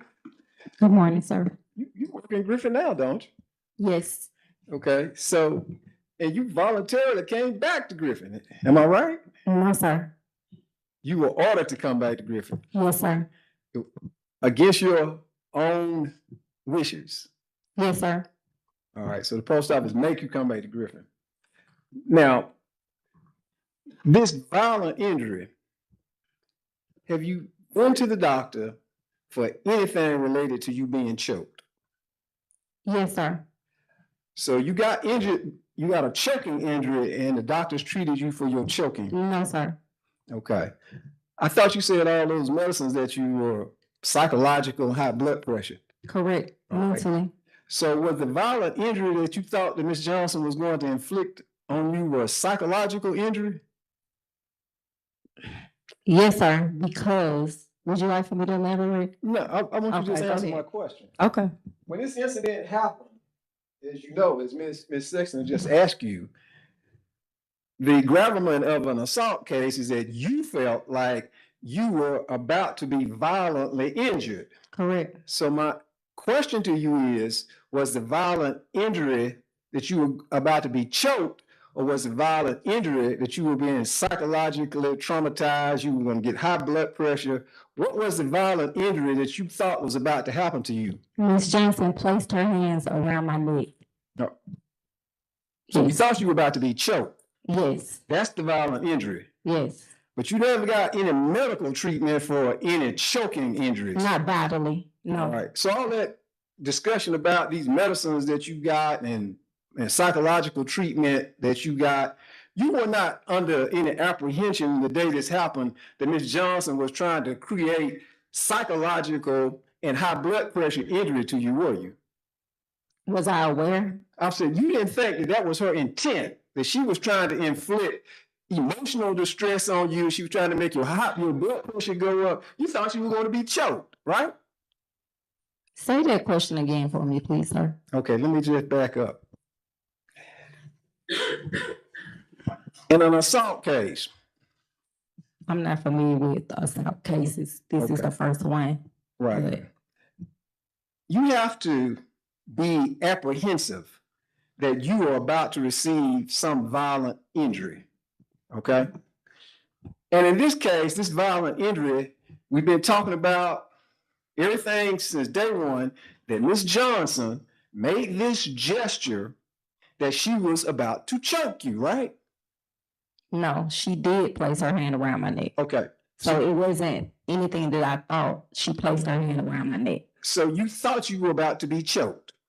Is that right? Yes, when she placed her hand around my neck. All right, we're gonna get back to that in a second. So you thought you were about to be choked. That was a violent injury, right? It was. All right, so you don't think that Miss Johnson's intent was to cause your blood pressure to go up? That doesn't make sense. I'm saying, when she made this gesture, she put her hands around, was her intent to make your blood pressure go up? I cannot say what Ms. Johnson's intent was. I can only proceed from what happened to me. So I can't say what her intent was. I can say that based on our previous interactions, she was unprofessional, and that even before then, the gestures that she made, I know it wasn't a good intent. I can say that. Okay, all right, so you never got injured by your choking that you had to go to the doctor for? I did get, So you Yes. had some injuries to your neck or something? no, not physical. No, sir. There was no physical injury to your neck that you had to get medical treatment for, right? Not physical. No. Okay, all right, now, on this exhibit, number 5, I think it was number 3 maybe, the employee observation form. Yes, sir. I don't have one. Would you give me one, please? I'll give you mine. On Thank that you. one, that was basically Miss Johnson looking at what you were doing on a particular. Right, in July. Correct. So is there anything on that form that you are contending that somehow Miss Johnson was showing animus towards you? Yes, sir. What's on there that indicates that? When it said greeted the customer pleasantly, I always greet every single customer that comes to the window, every single one. It says, no, I didn't. Okay, so you're saying that Miss Johnson fabricated some of the information on this form. She did. All right, so you're saying that something on this form indicates that Miss Johnson was discriminating against you some way or fashion. I don't know what her reason was, but as I stated before, I greet every customer that comes to the window. But you think that evaluation that she did, that observation that she gave you was untrue? I know it was untrue. Okay. I think. Now, in this particular day when this incident happened, you saying you and Mr. Blakely had a dispute about how to mail a particular item, am I right? We didn't have a dispute. Mark stated that I could mail it. I didn't go back and forth with Mark. I went to go get a supervisor. That's exactly what happened. So Mark got upset. I cannot say if he got upset. Well, you said he called you out of your name. He did. He called me out my name. So you wouldn't say he was upset? I was just trying to remain professional with my customer, sir. I tried not to pay attention to what Mark was doing. Okay. So if you were not paying attention to what he was doing, why were we talking about that? Why was Ms. Sexton asking me about all this incident if you weren't paying attention to it? Because he called me out my name. Oh. So I guess she wanted to make that, I'm not sure. But the reason why she asked me has got to be some relevance to why we're here today. You testifying that he I'm was. testifying that Ms. Johnson placed her hand around my neck. Okay. It has nothing to do with Mark calling me out my name. That was a statement that he made. He didn't touch me. So basically what you're saying is all of that incident that happened with Mark is irrelevant to anything we're talking about here today. Yes, Okay, so this incident about the overage, the $1,150 overage on the money, that's irrelevant too. It is, Okay, because that's not the reason that we're here. that's not the reason what we're here. It just shows that, to me, it just shows that they're trying to diminish my character. Okay, so the employee observation reports, that's irrelevant. If you guys want to bring up my performance, that's the only way it would be relevant, but it's not relevant until what actually happened to me. Okay, well, Ms. Sexton brought all this up. I didn't bring it up. I'm just wondering why, if you saying all of this is irrelevant, why have we spent the last 45 minutes or so talking about it? If all of it is It's irrelevant. not completely irrelevant if it's brought up about my performance at work. At a later time, this is what I brought in for that purpose. Well, you brought all this up. We didn't, Yes, nobody sir. brought this up about your performance on the job. That's fine. Okay, so, Okay. so basically all this stuff we've been talking about, the atmosphere over there at the job, the grievance you file, the All of that. employee observations, all this stuff is irrelevant. No, it's not. Okay. So your contention though is, this is a hostile work environment, right? It was. And Ms. Johnson has And some still is. animus towards you, right? She doesn't like you. I'm actually stating from what the motives, like what I saw, like the gestures that she did towards me.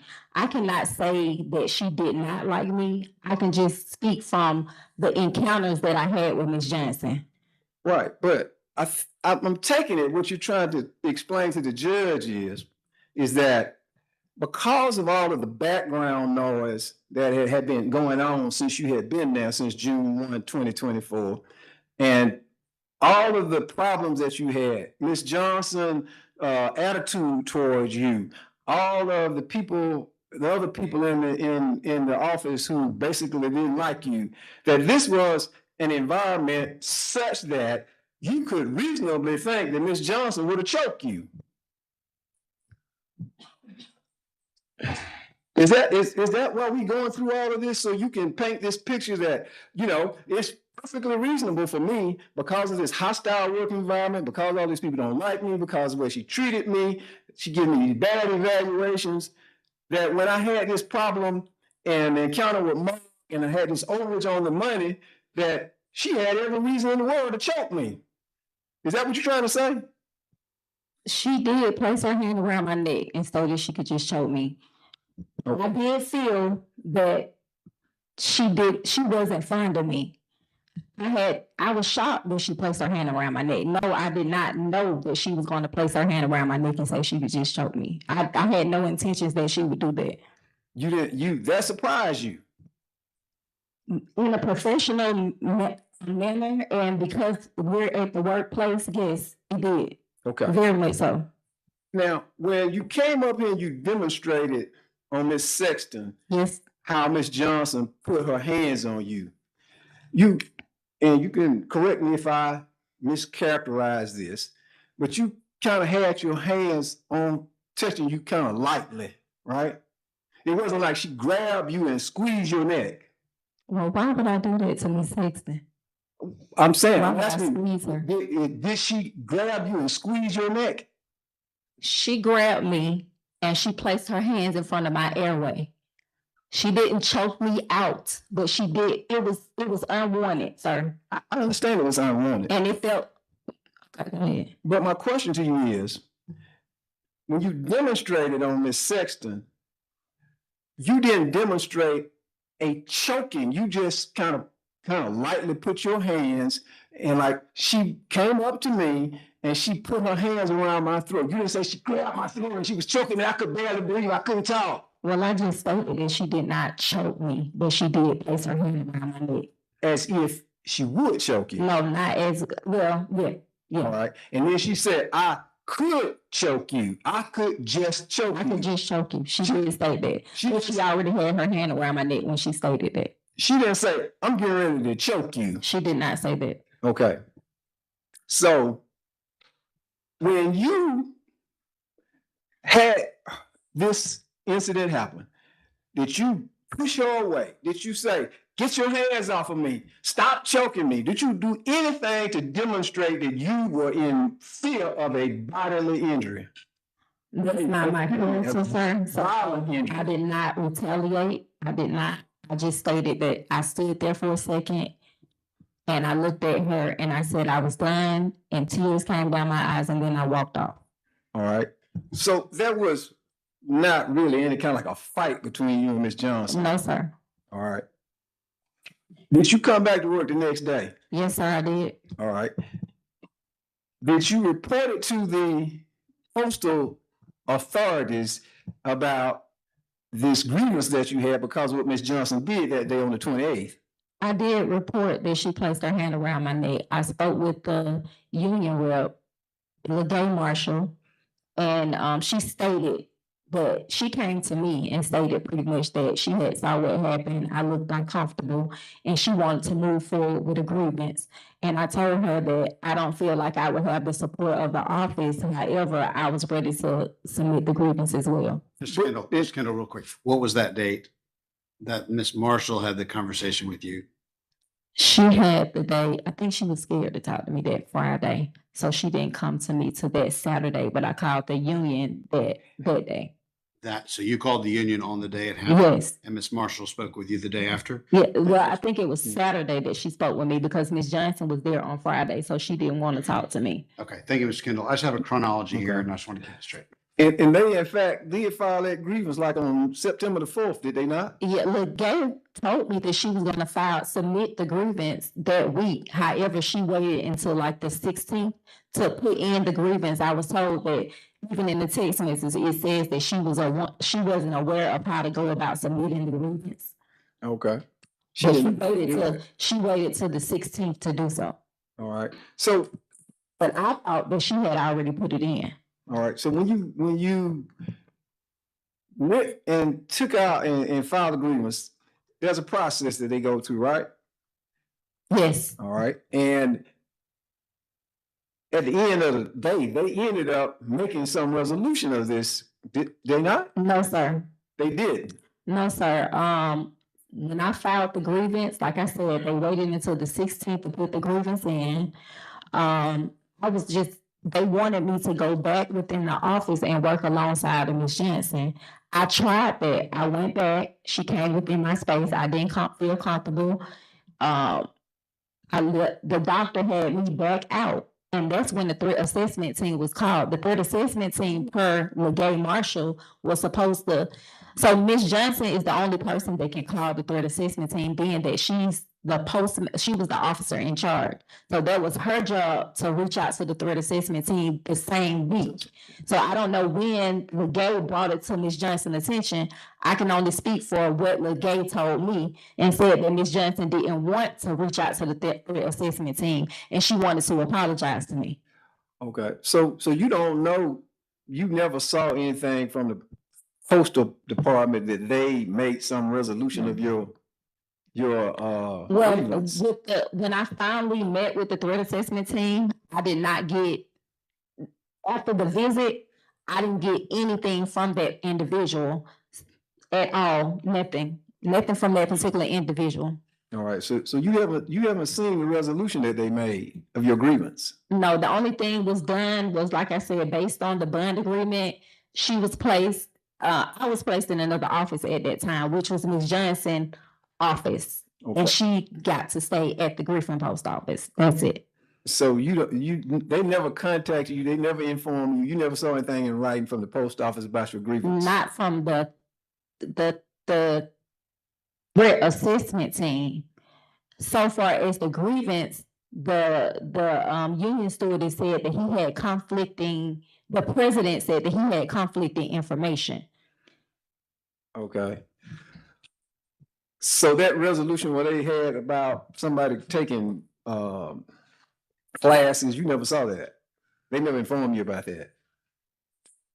Well, LeGay texted me and stated that on the the union hall had a meeting, not in regards to my situation, just in general. It was scheduled for a meeting to be done.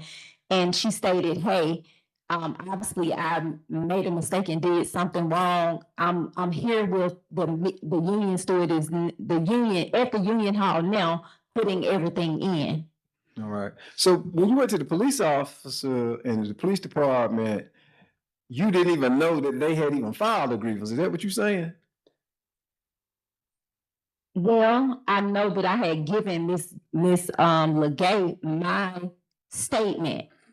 Okay. And I went to the police department around the 16th, or it was somewhere within that week. I can't remember. I wasn't concerned of how pretty much, because it had been from August the 29th, it shouldn't take 3 weeks for them to give me further instructions. And I felt as though they weren't doing anything about it. And they wanted me to continue to work with Ms. Johnson, and I didn't feel comfortable. Okay. All right. So from the time this incident happened on the 28th and the time you went to the police department, how many days in there did you work? Well, I felt like I was gonna be retaliated against. So the 29th, that's the assault. The 30th, I came to work. The Saturday, I came to work. I'm off on Sunday. I had holiday leave on the 5th. So my last day was maybe September the 3rd and before my leave. And then I came back on the 11th, maybe the 10th or the 11th, and that's when Ms. Johnson came in my space. And then from that day forward, after Legay was telling me that Ms. Johnson wouldn't come, she said that she was gonna let management be in control, supervisors be on the floor. That's when my doctor put me out. So I was out from Griffin location, me reaching out to district regarding being within that same station. And they actually moved me into Ms. Johnson's office October the 31st, which was Halloween. Okay. So that the judge is clear when you keep saying Miss Johnson's office, you're talking about the Ellenwood, right? Correct. Yes, All sir. right. Because technically Miss Johnson was the master at Ellenwood. Correct. All right. But she was actually basically in Griffin acting as the office manager in charge. Yes, sir. So when you say move you to her office, you talking about they sent you over there to Ellenwood because she was in Griffin because they didn't want y'all to be in the same building, right? Right, but she still had, that's her office regardless. That is her office. That's still her official. Correct, that's her official office. She still make decisions. All right. So I just want to make sure we all clear about what when you mean they move you into her office. Which is a conflict of interest. All right. Right. So y'all were physically separated. Right. All right. So maybe about 4, 5, 6 days from August 28th until the time you got moved over to Ellenwood, you and Miss Johnson might have been in the same building together. No, only once after the incident because it was the holiday. So Miss Johnson wasn't going to come on Saturday or Sunday. I knew that. Or the holiday, which was Monday, so I knew that. So you think it was just maybe one day? Right, and then after that, it was another one day when I came back to work after my vacation time. Okay, so it was only about 2 days maybe that you and Miss Johnson were in the building together. On what I know of, because being a clerk, the manager could be anywhere within the station. Okay. So from what I know of, yes. All right. So, but in those 2 days, was however many days it may have been, they weren't back to back. They were separate. They were separate. Right. But you and Miss Johnson did not have any other confrontations where Miss Johnson came to you and made it appear as though she might commit some violent injury to you. So, as I stated before, the last time that I was there, Miss Legay, which is the union rep, assured me that Miss Johnson told her that she would stay off the floor and let the supervisors run the floor if I didn't feel comfortable. Okay.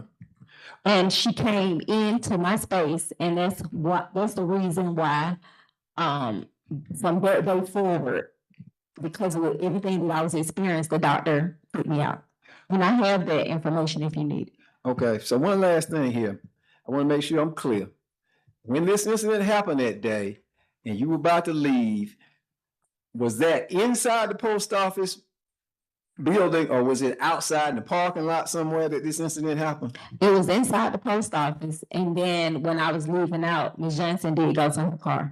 All right, so do y'all park in the back, on the side? So we parked in the front of the building. The postmaster has her own space. In the front of the building? Correct. And then I was parked as soon as you come into the post office. Like, but it's really in the back, but that's our interest, so I would say the front. That's the side of the building. I don't know how familiar you are with these streets in Griffin, but I'm not. right. So you know the where the public usually comes in. The public comes in the front. That's So I was in the back. comes in the back. Yes, Right, sir. that's what I just want to make sure. All right. And you think that Miss Marshall was there when this incident occurred, but you're not sure if Miss Campbell was there? Miss Nikki, Yes. was she there when Ms. Johnson placed her hand around my neck? Right. I can't say that she was standing right there because I didn't see her. But as I walked towards the back door, I didn't see her. I knew that she wasn't working that day. So I do remember her coming into the office Okay. at some point, but it wasn't when me and Mark spoke about the perfume. She wasn't there right there. No. So in your recollection, who would have been able to hear and see the interaction about Miss Johnson putting her hand on Well, his I head? thought there were cameras. So in my I wouldn't know. I don't know. I wasn't even thinking about anyone overseeing or looking at anything. I just, wanted to talk to her about that incident. Okay. And it didn't go as I thought it would. So I'm just saying, you said somebody was standing next to Miss Elderly, Miss Ellerby. Sharika, she was standing shoulder to shoulder to her. All right. And she had just recently promoted Miss Elderly, maybe like a month ago. All right. So was the incident like spontaneous, or did Miss Johnson sort of approach you and say, "Look, Miss Gooden, I need to talk to you about this No. overage and this everything that went on today"? No. Was it just sort of like a spontaneous? I type of- actually went to Miss Johnson. So while we were walking out, Miss Johnson and I and Sharika Elderly, we were walking like within the same direction. And I stopped and I said, Miss Johnson, regarding the overage, she cut me off when I was talking and said, "So does Mark." I don't know what that meant, but that's what she said. And then she proceeded to put her hands together and place them around my neck. So really what happened was you sort of approached her. Yes, I didn't approach her. We were walking in the same direction, Like, and I stopped and spoke with her. Okay. Right. So she didn't just approach you and come up to you and say, Miss Gooden, I could just choke you about what's going on No, she today. did not do that. No, Okay. sir. All right. That's all I got of Miss Gooden Young. All right, Redirect. redirect. Okay. I don't usually do this at this part of the case, but I believe there may have been some confusion about this. So I'm trying to help you because it's very important. Yes, sir. So I'm gonna ask you to read the highlighted part of that. Commits an act which places another in reasonable apprehension of immediately receiving a violent injury. Okay. So the crime would be if a reasonable person is put in apprehension of receiving a violent act. It does not require that you receive treatment for damages of the violent act. Well, Young, I'm going to object to this question. I mean, if I'm pretty sure the court knows. I'm rewording. Sustained, reword it. Reword. Mr. Kendall, you're exactly right. Yes. Ms. Sexton, ask that a different way or move Yeah. on to the next topic. Exactly. I will make those decisions. That's what you got me here to do. Whether or not your neck was injured, were you afraid? Very much so. Okay. Why were you afraid? When someone places their hand around your neck, I didn't know what was next. I didn't expect anything, but I didn't know. I was afraid. I felt threatened. It was unwanted. I was shocked. So somebody wouldn't have to say, I'm going to choke you versus I could choke you to make you afraid. If, as long as they didn't have their hand in front of me to choke me or put their hand around me, no. Okay. I think that there needs to be some discussion because there's some confusion about the timing of this. So the timing of you reacting to this. So in an effort to that, whatever exhibit we're at,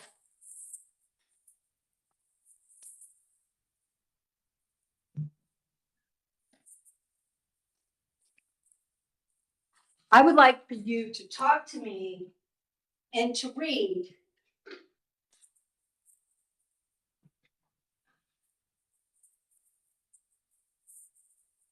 the date on this and read it up. Well, wait a minute, Your Honor, I'm gonna object to that. I think. Hold on, ma'am, hold on. There's an object, I don't know what it is that's been handed up. Introduce these documents Okay, before the fair witness enough. start reading them. All right, that's a fair objection. So you may ask her to read them to herself and ask her if she's familiar with it, but she can't read it out loud until we've tendered it. Read it. And it's what? The Read it top to or the yourself. bottom? Read it to yourself. The whole entire or the top and the bottom? No, I.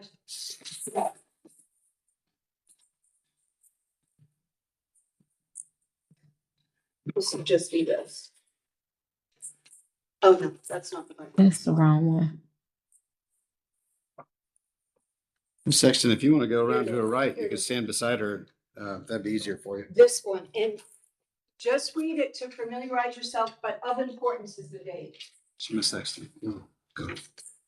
This statement was from Legay Marshall. It was September 9th. Hello, Mr. Sanders. Hold on. Oh, I You're can't okay. read You it. can't read it in. You're okay. That was the first question she asked you. Oh, And then I okay. stepped in and said, you may read it silently to Oh, yourself. okay. But that's okay that you didn't catch that I'm the one who redirected her Yes, sir. question. So you may read that Lord, silently. apologize. That's all right. That's my I job. mean. I Take apologize. apologize. It's all right. So just read it silently to yourself and then wait for Ms. Sexton's question. I don't know if I said it, but Mr. Kendall's objection sustained.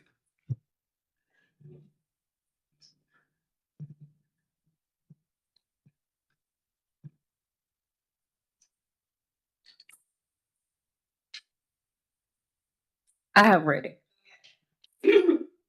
I'm trying to clarify the timing issue. What is the date on that email? The date is September the 9th Okay, of 2024. okay. And without reading it, tell me basically what the email is saying. Well, Your Honor, that's the same This- thing. No, not reading it, refreshing. Okay, I'm So- objecting to it, Your Honor. All right. She authenticated it. that's okay. The way the question is worded, it is sustained. So as of this moment, his objection is sustained. If she has an independent memory of this, she may testify it to the extent that it doesn't include hearsay from the person sending it. So it's a very narrow, you got a very narrow pathway forward. And so, Mr. Kendall, your objection sustained. Well, Your Honor, can I add, this is not even an email to her. This is an email between some other people. Well, my ruling is that she may testify or whatever she has personal information from on it. If she doesn't have personal information on it, then there's not much for her to testify to. So I'm giving Ms. Sexton a pathway forward, but if you're right, Yes. there may not be a pathway forward. All right, Ms. Sexton, the floor is yours. Do not read it to us. By reading that, did it cause you to recall any conversations with anybody regarding the situation that would have put it closer to the date of the incident? Wait a minute, I'm Yes. objecting to that Uh-huh. also, Your Honor. I have absolutely no idea what she's saying. But- What? I'm with you. So hold that thought. I'm going to hear the answer and then I'll shift it out and then I'll rule on it. So go ahead and try to answer that. ma'am. This was a statement from Legay Marshall reaching out to officials regarding Ms. Johnson placing her hand around my neck. Okay. And are you a recipient of that email? Yes, I am. Okay. What- And is there hold on, I'm almost with you, Mr. Kendall. Is there information in that document that Okay. you have personal knowledge of Yes, yourself that you were there for? yes. Okay, so take that email, flip it over, stop looking at it. You may testify to whatever you have personal information of that has refreshed your memory based off of that. Anything outside of that, Mr. Kendall's objection is sustained.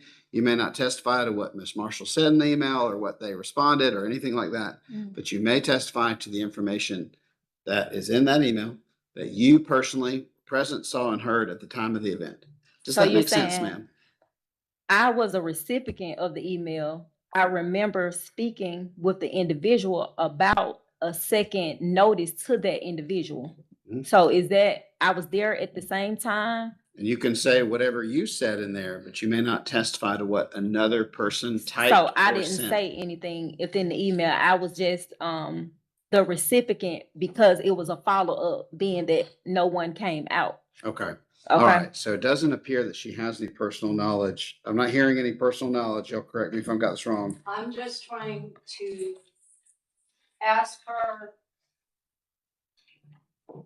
did you report this incident to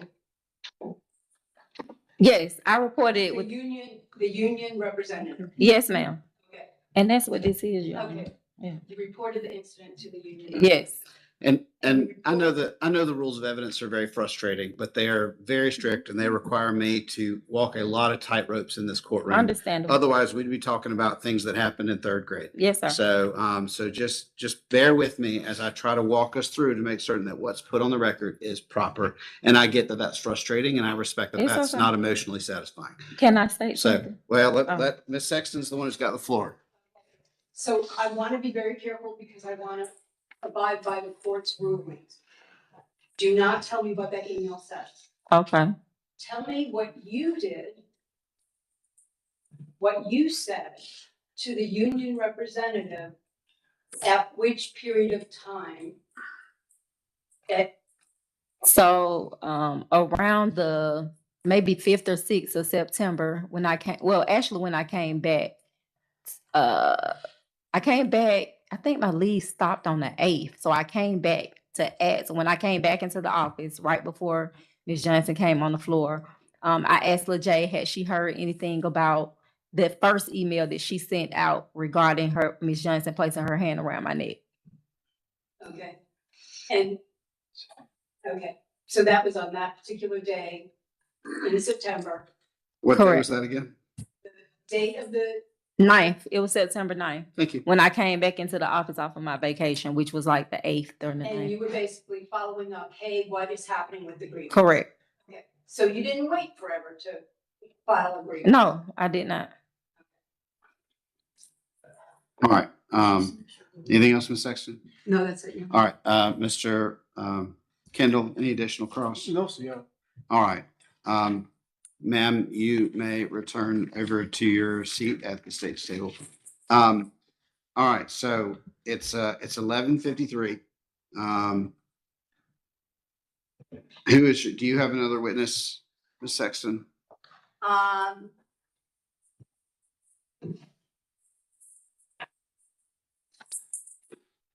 It's okay if you do. Again, I'm just trying to figure out whether we take a lunch break or if we go forward, because even if you say no, I've still got to go over to Mr. Kendall and he may have witnesses. he's I gonna think call. I'm gonna reserve him for rebuttal. All right, Mr. Kendall, do you have any witnesses you intend to call? Again, I'm just thinking logistics at this moment, not procedural questions. Well, yeah, I want to talk to Ms. Johnson. Yeah, this is fine. Why? Again, I'm Why? looking at a lunch break here. Yes. Yeah, y'all have some strategic decisions to make, and I want to give you all the space to make those in an attorney-client privilege safe space. All right, well, let's do this. It's 11:54. We've been trucking along at this all morning. Let's return here. We're going to start back at 1:30 sharp. That gives everybody time to both get lunch and have conversations with your team. The only thing I have left on my homework is let's review the state's exhibits real quick. Sure. Donna, if I was nice, will you pass me up what you have? Don't you have them? You have the exhibits down there. Yeah. Have one. Oh, there we go. That's exactly right. He's got it. So, thank you, man. All right, ready to go back on record? All right, let's go back on record. So, All right, the exhibits I have from the state so far. Here we are. I have, states one is a letter, from Tasha Robinson. Is that what y'all have as states one? Everybody's good? Okay, y'all tell me if you disagree. States two, I believe is this, yes, so states two is the certificate for the BLDS Lead Generation Award. You might have something different? All right. All right, it's three is the employee observation. This one is dated 7/5/24.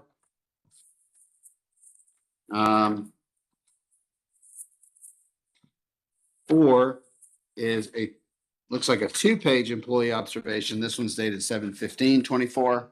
And then the last I have up here is State Exhibit 5, which is the Code of Conduct.